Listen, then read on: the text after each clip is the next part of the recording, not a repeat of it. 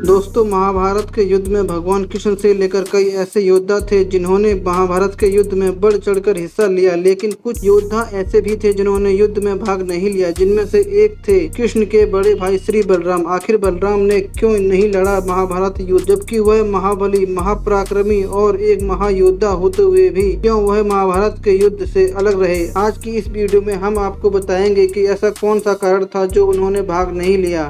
जानने के लिए वीडियो को अंत तक अवश्य देखें। नमस्कार दोस्तों, आप सभी का स्वागत है हमारे YouTube चैनल धार्मिक ज्ञान ग्रंथ पर।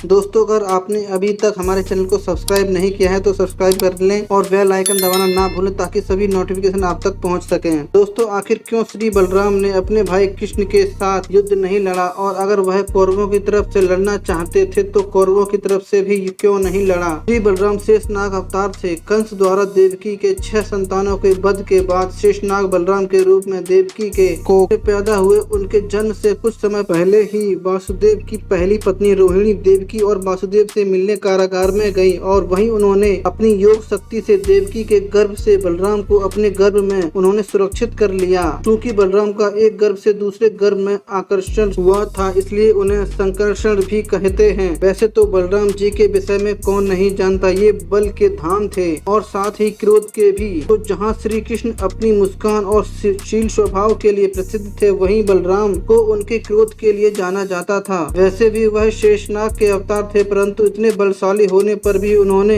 युद्ध में भाग नहीं लिया और तीर्थ स्थान पर चले गए। दोस्तों, महाभारत के युद्ध में सभी छोटे बड़े राज्यों से सैकड़ों राजाओं ने भाग लिया। जहां एक तरफ कौरवों के साथ श्री कृष्ण की नारायणी सेना सहित 11 अश्वरोहिणी सेना थी, वहीं पांडवों के पास केवल 8 अश्वरोहिणी सेना थी। किंतु ऐसे में जब श्री कृष्ण निशस्त्र पांडव के साथ थे, बलराम ने युद्ध न करने का प्रण लिया और तीर्थ यात्रा पर निकल गए। और उन्होंने श्री कृष्ण को भी यही सुझाव दिया कि युद्ध में हिस्सा न लें, क्योंकि दोनों ही पक्ष हमारे संबंधी हैं और किसी एक का पक्ष लेना दूसरे के साथ अन्याय होगा। दोनों ही पक्ष अधर्म कर रहे थे और अगर इसमें हम सम्मिलित हुए तो यह भी अधर्म ही होगा। तब श्री कृष्ण ने श्री बलराम को समझाया कि धर्म स्थापना के लिए युद्ध का होना आवश्यक है और यही सही है। और रही संबंधों की बात, तो एक पक्ष सेना को चुने और दूसरा पक्ष मुझे चुने, वो भी निशस्त्र। जब दुर्योधन को पता चला कि श्री कृष्ण युद्ध में शस्त्र नहीं उठाएंगे तो उसने नारायणी सेना को चुना। वहीं दूसरी तरफ अर्जुन ने निशस्त्र श्री कृष्ण को चुना।